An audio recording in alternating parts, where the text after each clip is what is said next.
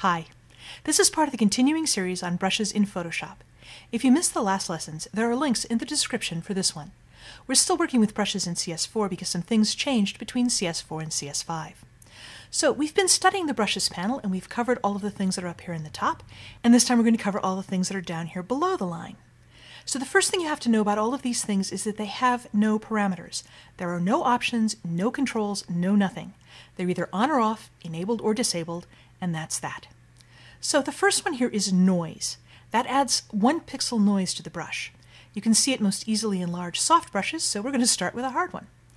So I'm going to make a stroke, and then I'm going to enable noise, and make another stroke, and then I'm going to hold down the Command key and the spacebar, that's Control spacebar on a PC, and draw a marquee so you can zoom in. And you can see here on the edge that we have a little bit of roughness, that's the 1 pixel noise, that you can kind of see where the stroke is semi-transparent. So I'm going to hold down the Z key and tap actual pixels, and that works with just holding down the key because I'm in CS4. In earlier versions you'll have to actually tap the Z key to get that.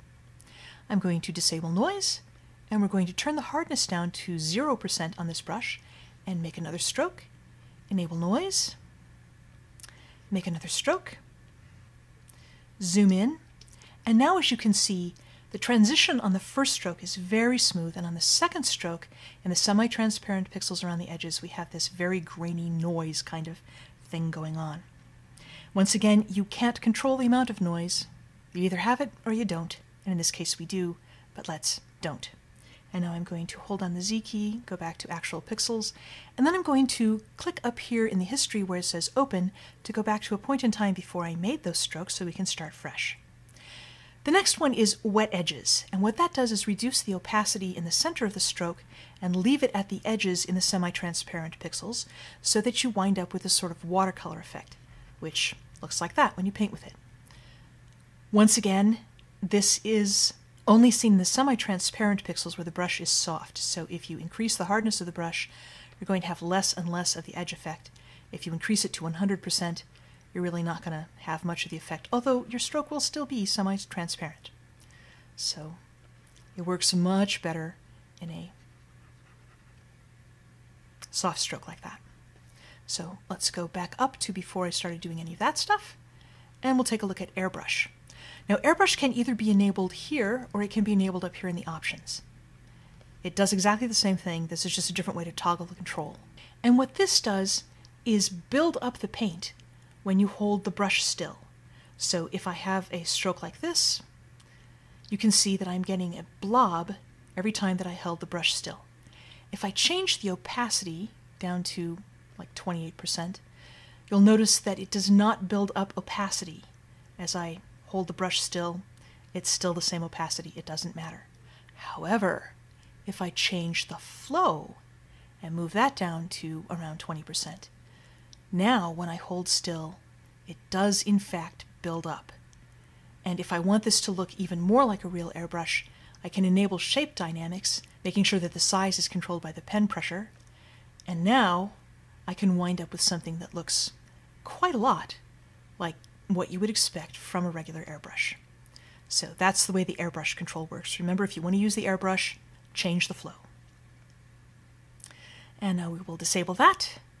Go back to before I made those strokes, change the flow back to 100% because I don't want to change it for that.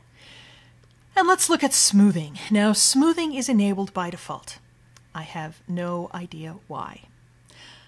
It doesn't seem to do anything at all. Adobe says that it will smooth the strokes and that this works best if you're painting quickly with a stylus. Personally, I don't know why you want your strokes changed from what you painted, but the effect is so minimal that I have never noticed it in any case.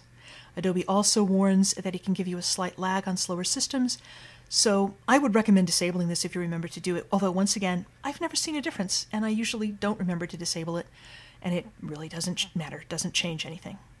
So that's that one. We'll go back to open, and now we have protect texture at the very end.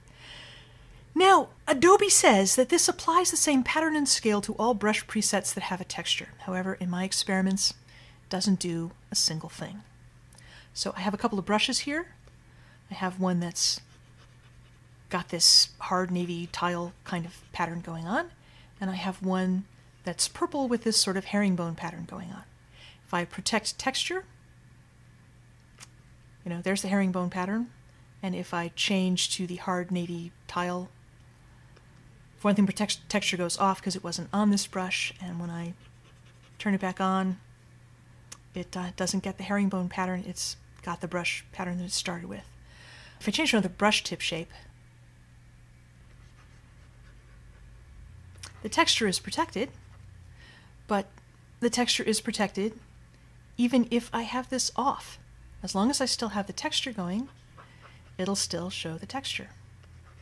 I'll change to another color so that you can see it more easily. See, it really doesn't matter. Now, if what you want to do, and let's go back to before I started painting all the mess there.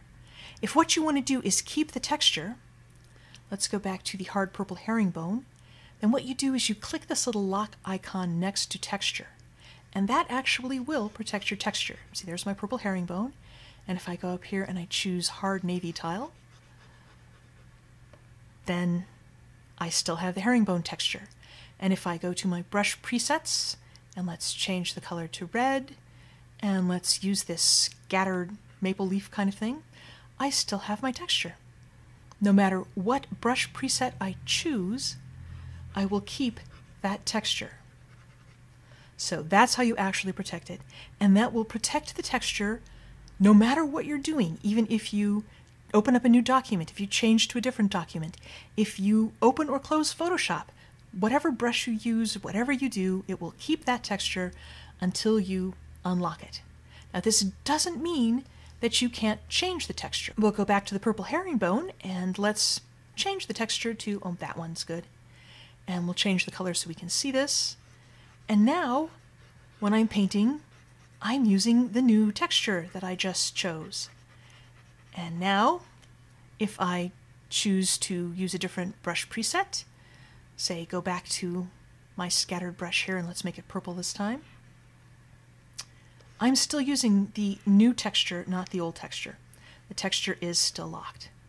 So that's the way that works. And it works for more than just texture. It works for any of these things. That's what these little lock icons do. So if we go back up here to before we opened it, and we're using this brush, but let's unlock texture, and we'll choose this brush preset again. And this gives us a, let me see it better in red. This gives us a scattering and a color dynamic change. I go back up to open, and if I choose a different brush preset, if I lock scattering and I lock the color dynamics and I choose a different brush preset, then not that one doesn't work well. Then I'm still going to have the scattering and I'm still going to have the colors, even if I go back to one of my like navy tile inverted, or if I go back to my purple herringbone, I'm still going to get scattering and I'm still going to get some color change. I don't know if you can see the color change much because it's a little bluer in some of that. But that's the way these work. So if you wind up with a brush that is behaving oddly and you don't know why and nothing you do can change it, make sure none of these things have been locked, because if they are, they persist until you unlock them. So next time we are finally going to cover making and saving brushes of your very own. Until then, this has been Robin Wood, and I hope you found this helpful.